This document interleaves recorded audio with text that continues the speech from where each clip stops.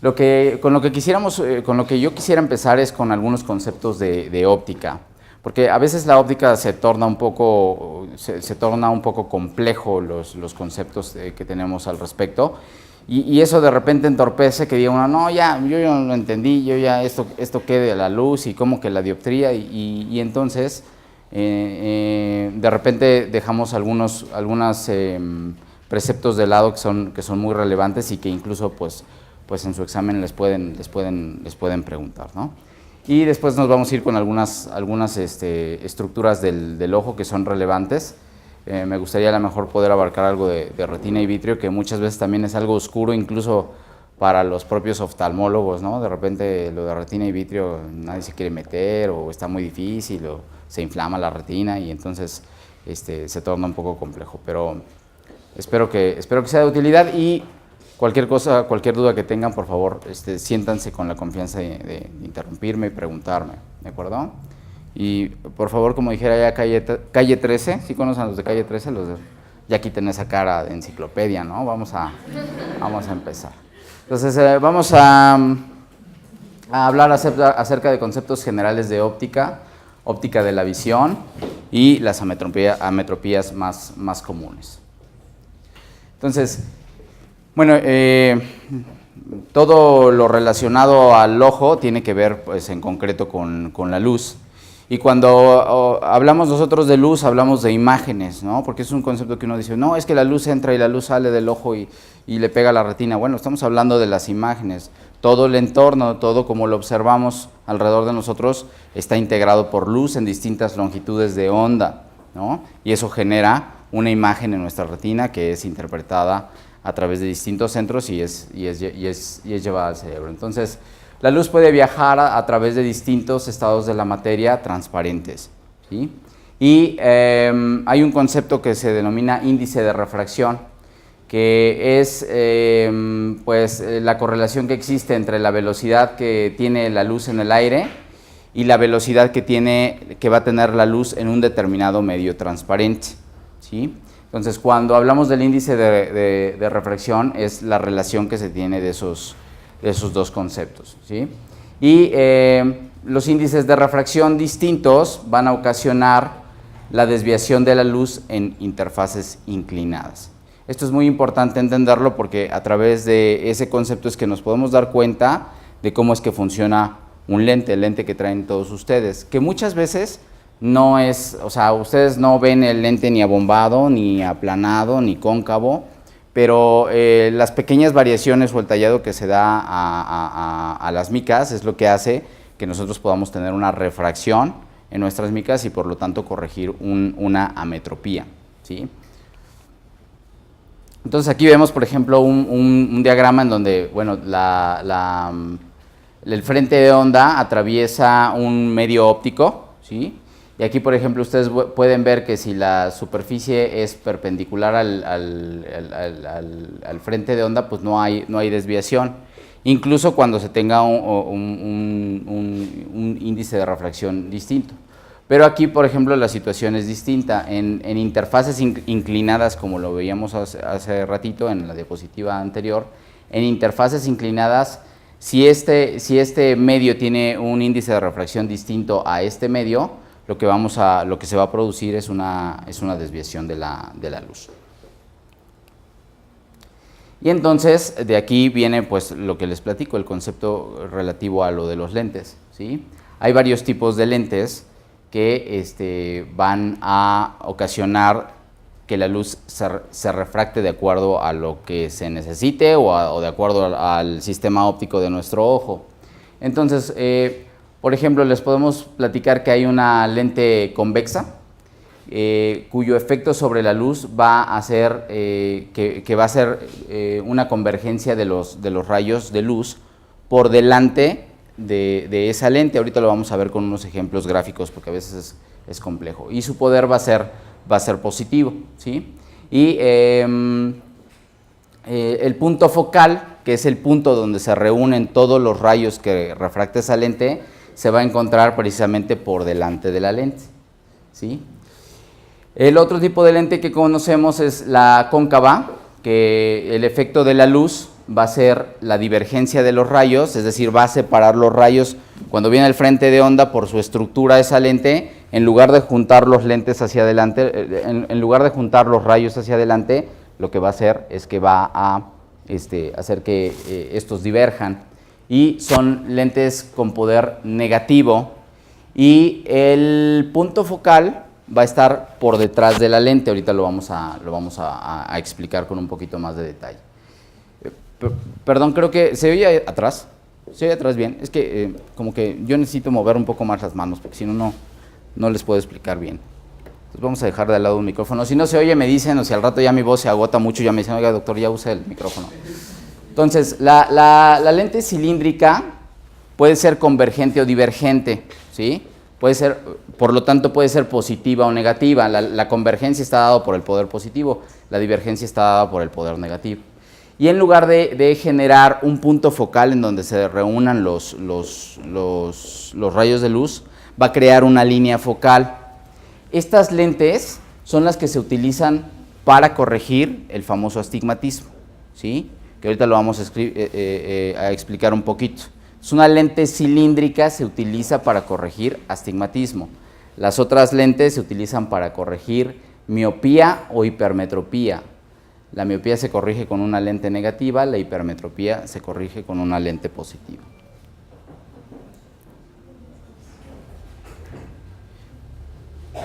Y bueno, aquí había este otro concepto que dice que la distancia focal es la que existe entre una lente y el punto donde convergen distal o proximalmente los rayos luminosos paralelos que la atraviesan. Ahorita lo vamos a ver ese concepto. Entonces, por ejemplo, ¿esta qué lente les parece? ¿Es positiva o negativa? Esta es una lente positiva, el frente de onda viene aquí. Observen cómo, por ejemplo, en el centro, el haz de luz no tiene desviación, no se desvía, pero en la periferia, debido a la inclinación que tiene la interfase, ocasiona que el rayo de luz se desvíe y entonces tengamos un punto focal por delante de la lente, ¿sí? Entonces esta es una lente positiva, efectivamente, como bien lo dijeron. Esta, por otro lado, es una lente negativa, ¿sí? El frente de onda viene, choca con la interfaz de la lente, obviamente pues tiene dos interfaces, pero estos rayos, en lugar de hacer convergencia por delante, divergen. Y entonces ustedes me van a decir, oiga doctor, ¿y el punto focal dónde quedó? El punto focal, si ustedes reúnen estos rayos, estaría por detrás de la lente, ¿sí? Entonces estas lentes negativas se utilizan para corregir problemas de miopía. Y aquí está una lente cilíndrica. Este es el ejemplo de una lente convergente o positiva. Y este es el ejemplo de la estructura de una lente cilíndrica en donde en lugar de formarnos un punto focal, cuando la luz atraviesa este cilindro, ¿sí? que tiene, bueno, si se fijan, tienen interfaces como de lente, nada más que es precisamente un cilindro, lo que nos produce es una línea focal, ¿sí? A esto se le llama línea focal. ¿Qué sucede? Que los sistemas ópticos de nuestro cuerpo, que ahorita los vamos a ver, particularmente la córnea, no tiene una curvatura perfecta, ¿sí? O sea, no está perfectamente bien tallada la córnea, sino en alguna parte puede estar más curva o más plana, y eso determina el poder de la lente. Entonces, en esa parte donde hay mayor curvatura o menor curvatura, tienes que poner, bueno, en general, si tienes miopía o hipermetropía, tienes que poner una lente positiva o negativa, pero va a haber un pedacito donde te sobre o te falte poder por la curvatura extra que tenga la córnea. Entonces, en esa parte tienes que colocar una lente cilíndrica para terminar de completar el sistema óptico. Lo vamos a ir clarificando un poquito con mayor detalle. Entonces, el poder de una lente para desviar los rayos de luz, a eso se le denomina dioptría, ¿sí? Es el poder que tiene una lente para desviar los rayos de luz. Y bueno, ustedes estudiaron medicina para no meterse con matemáticas, pero bueno, aquí hay una fórmula que nos dice que D es igual a 1 entre F, entonces lo que vamos a hacer es despejar algebraicamente esta, no se crean. Es nada más para que tengan en cuenta que los parámetros que intervienen aquí que es pues la dioptría es igual a 1 entre la distancia focal de esa lente. Ahorita lo vamos a explicar más fácilmente. Donde la F es la distancia focal en metros. Entonces, por ejemplo, fíjense bien, aquí nada más por pura lógica, o bueno, por pura así percepción, ¿qué observan en esta gráfica, en este dibujito? A ver, doctora, ¿qué observas? Así rápido que digas, a ver, doctor, no, pues mire ahí. El tamaño, bueno, en relación a la dioptría, el lente va a ir cambiando de forma. Algo un poquito más específico. Más dioptrías, el rayo converge más cerca. Bueno, esa es una. Está desviándolo aún más. Entre aumente el número de dioptrías, el punto focal se acerca hacia la lente. Lo está desviando más, efectivamente, como lo dijiste. Pero ¿qué otra cosa descriptiva que ustedes observen aquí rápidamente? El lente es más ancho. El lente, el grosor del lente. Aquí ven cómo el lente es un poquito más delgado, se va haciendo más gordito y se va haciendo más gordito. Entonces, efectivamente, como lo dijo el doctor, pues mientras más dioptrías se tengan, es mayor la desviación que sufre la luz y el punto focal se va acercando a la lente, ¿no? Y entonces, bueno, pues una dioptría desvía el rayo de luz a 1 metro, ¿no? 2 dioptrías a 50 centímetros. Y 10 dioptrías desvía el rayo de luz a 10 centímetros de la lente, ¿sí? Entonces, a eso hace referencia lo que conocemos como dioptría. Entonces, pues el ojo humano, debemos recordar que hay una analogía con la cámara fotográfica, pero en realidad lo que fue primero fue el ojo humano. Más bien, las cámaras fotográficas son analogía de nuestro ojo y están compuestas por una carcasa, ¿sí? Que es el cascaroncito, ¿sí? Que en las cámaras fotográficas tiene plástico y todo. Bueno, a ustedes ya les tocó lo del celular, ¿no? Que traen su cámara en su celular, pero a uno que le tocó comprar camaritas, pues traían plastiquito alrededor, trae un sistema de lentes, ¿no? Que en este caso los lentes que integran al ojo son la córnea y el cristalino. La córnea es un lente estático que aporta el mayor poder dióptrico al sistema óptico del ojo, ¿sí? Alrededor de 42 dioptrías, y el cristalino es un lente dinámico porque permite los procesos de acomodación y confiere alrededor de 18 dioptrías al sistema óptico, ¿sí? Tenemos también un diafragma, ¿sí? El diafragma es en las cámaras es una parte de la cámara que permite modular la entrada de la luz para enfocar bien las imágenes. Y tenemos también un film, una película fotográfica, o claro, en el caso de ustedes, que ya son más modernos, el sensor de la cámara, ¿sí? El sensor de la cámara es nuestra retina. Ahí es donde van a impactar las imágenes y ahí se proyectan. Ahí es el primer análisis de la imagen y después esa información tiene otros relevos en el sistema nervioso central, como por ejemplo cuerpo geniculado lateral y la corteza, ¿no? Entonces, el ojo humano pues tiene un sistema óptico preciso y en ese sistema óptico una particularidad que debe tener el ojo humano es que los medios deben de ser transparentes para que se transmita bien la luz. Si alguno de los lentes, si en tu cámara fotográfica de tu celular se raya el lente, ¿sí? Quieres tomar una foto, ya no se ve bien, o está sucio, le pusiste el dedo y se manchó ahí de grasa o de lo que tú quieras, ya no se ve bien. Entonces, esa es una peculiaridad de todos los sistemas ópticos que deben de ser pues absolutamente transparentes, ¿no? Entonces, como les decía, la córnea es una lente estática, ¿sí? O sea, es curva, no la puedes modificar. Bueno, ahora el láser la puede modificar, la cirugía refractiva la puede modificar, pero si tú quieres hacer algo por modificarla, no lo vas a poder lograr. Y el cristalino, por su parte, es un lente dinámico, ¿sí? Y entonces el cristalino, al ser un lente dinámico, nos permite llevar a cabo el proceso de acomodación, que es la capacidad de enfocar los objetos cercanos. Y anatómicamente esta acomodación depende del cristalino, ¿sí? Que se encuentra detrás del iris, ¿sí? y está sustentado por la zónula, que son unos tirantitos en todo el ecuador del cristalino, que se insertan a su vez en lo que sería el cuerpo ciliar, ¿sí? Y fisiológicamente abarca modificaciones en la convexidad del cristalino, disminución del diámetro de la pupila y convergencia de ambos ojos. Esta es la triada de la acomodación. Cuando ustedes quieren ver un objeto cercano, se echan a andar estos mecanismos propios de la acomodación. Y la presbicia es la pérdida de la capacidad de acomodación debido a procesos degenerativos de, por ejemplo, el cristalino.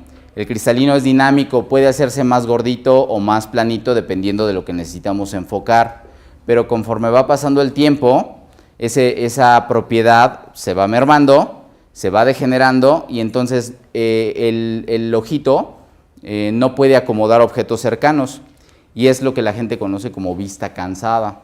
Cuando se quieren acercar a un objeto, no pueden enfocarlo y entonces tienen que empezar a estirar la mano para poder enfocar eso que quieren ver. Entonces, a eso de la vista cansada, como le dice la gente, ustedes deben de hablar con propiedad, doctores, es presbicia, ¿sí? Y este proceso empieza a partir de los 40 años y progresa hasta los 60 años, que es cuando se estabiliza. Y durante ese tiempo se va perdiendo progresivamente la capacidad que tiene el cristalino de enfocar, ¿sí?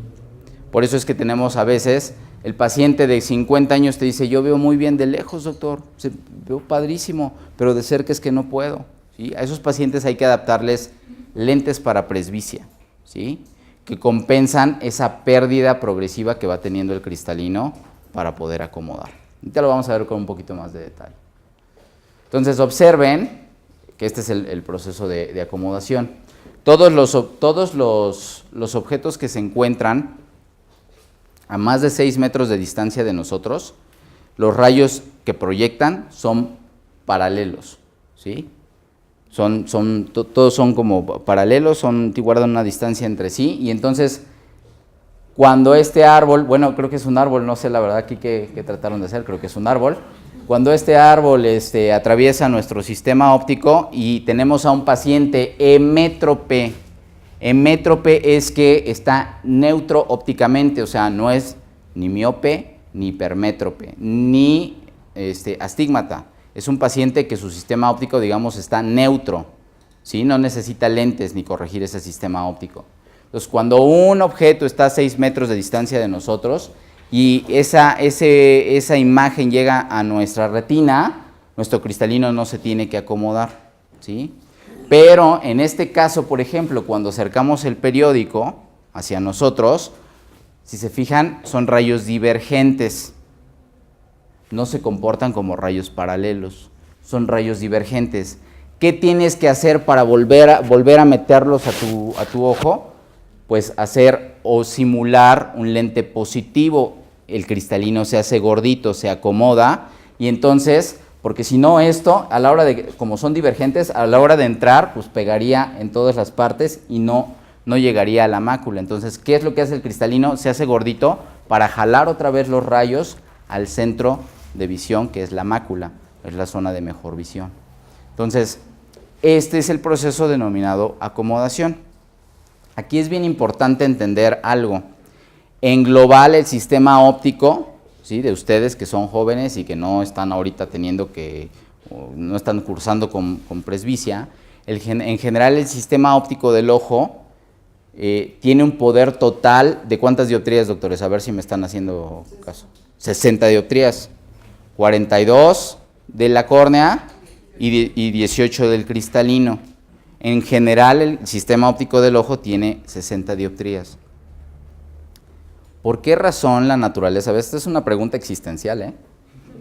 ¿Por qué razón la naturaleza, o bueno, Dios, no te puso 100 dioptrías?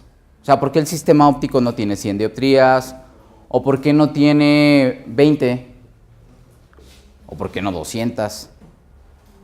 ¿Alguien puede responderme eso?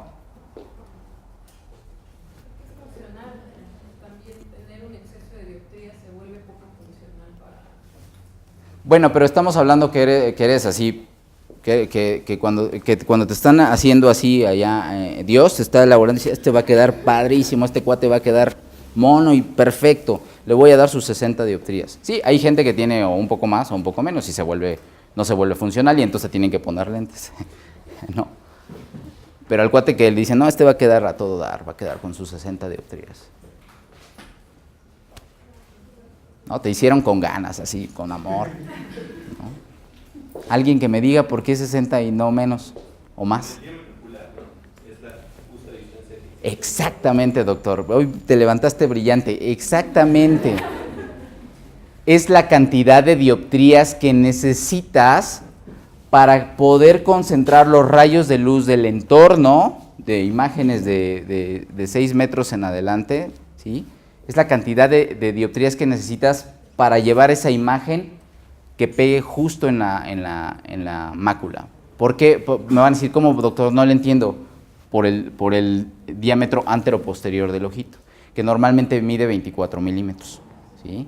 Entonces necesitas 60 dioptrías para meter esa imagen nítida en 24 milímetros. Por eso esa es la razón por la cual son 60 dioptrías, ¿no? Y obviamente el cristalino confiere un poquito más, un poquito menos, dependiendo de qué tan cerca tengamos a los objetos de 6 metros o menos. ¿Sí se entendió? Bueno. Y aquí vemos otra imagen de lo que sería pues cómo funciona la acomodación. Aquí vemos, por ejemplo, un ojito que está relajado, que no está acomodando, que está viendo un objeto a más de 6 metros. Pues su cristalino no está tan gordito. Las fibras sonulares están, aquí nos comentan que está bajo tensión y el músculo ciliar está relajado. Cuando acomodamos, cuando empezamos a ver un objeto que se empieza a acercar, entonces el músculo ciliar se contrae y las fibras sonulares se relajan y entonces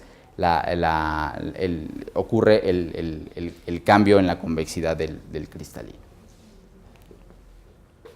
Y bueno, aquí ya entramos en lo que sería todo esto. La verdad es que esto se los tenía que explicar para que ustedes tengan en mente cuáles son las ametropías típicas.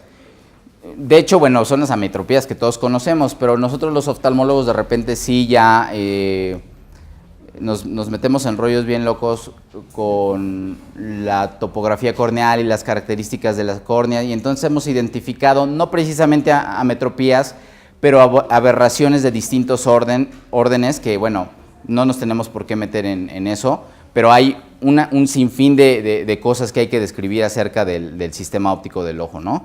Pero ustedes creo que lo que deben de tener claro para su examen es, ¿qué es un paciente métrope? Bueno, pues es un paciente que tiene una visión normal y que los objetos lejanos, como les explicaba, se centran o se enfocan directamente en la retina, ¿no?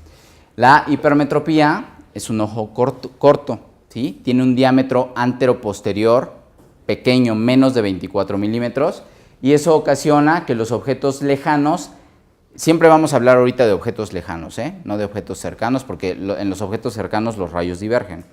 Entonces, en el ojo corto los objetos lejanos están enfocados detrás de la retina, ¿sí? Y esto se corrige con lentes positivas. En la miopía tenemos un ojo largo, un ojo grande, un ojo que puede medir 25, 26, ¿sí? milímetros. Hay ojos que miden hasta 30 milímetros. Así que dices, ay, ojón, dices, está canijo, ¿no? Y entonces, los objetos lejanos enfocados se encuentran por delante de la retina, ¿sí? Y se corrigen con lentes negativas. Y por último, el astigmatismo, lo que les había comentado, que hay una curvatura distinta en varios planos refractivos y los objetos están enfocados en puntos diferentes y se corrige con lentes cilíndricas.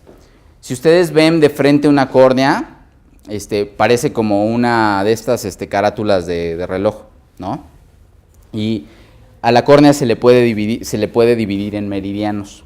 Meridiano de la 1, de las 2, de las 3, 12 meridianos, ¿sí? Entonces tú puedes tener a un paciente miope en toda la córnea, pero aparte en el meridiano de las 6, lo que les vuelvo a explicar, estar más plano o más curvo. Entonces primero tienes que corregir la miopía y te va a quedar un cachito de mayor o menor curvatura. Ahí tienes que poner un poco de astigmatismo. La mayoría de las veces el astigmatismo acompaña a una hipermetropía o a una miopía. Es raro realmente ver un astigmatismo así solito. La mayoría de las veces va acompañado de miopía o hipermetropía. ¿De acuerdo?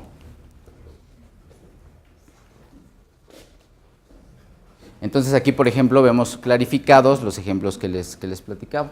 Un paciente métrope, los rayos que están en el infinito, así se le llama, no se claven, es el infinito, así se le llama.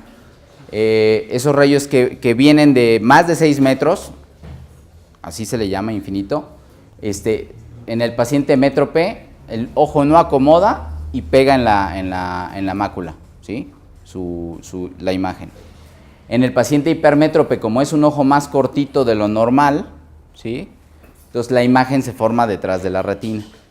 En el ojo hipermétrope, perdónenme, en el ojo miope, es un ojo más grande de lo normal, la imagen se concentra por delante de la retina, ¿sí?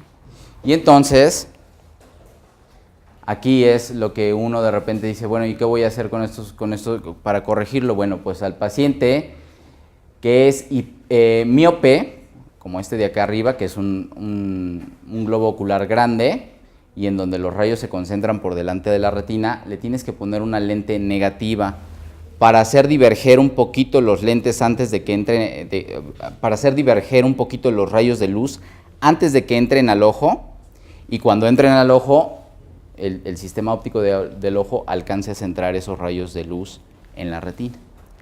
Al revés, en el ojo hipermétrope, la luz o la imagen se concentra detrás de la retina. ¿Qué tienes que hacer? Poner una lente positiva para jalar esos rayos de luz a que entren en el plano de la retina. ¿Sí se entiende? ¿Sí? En tienes que hacer, pues, dispersar un poquito los rayos de luz para que al entrar al sistema óptico los lleve hasta el plano de la retina, y aquí para arrastrar un poquito esos rayos que están detrás del plano de retina, arrastrarlos hacia el plano de la retina. Y bueno, esta es una que, híjole, déjenme ver porque esto me lo hizo.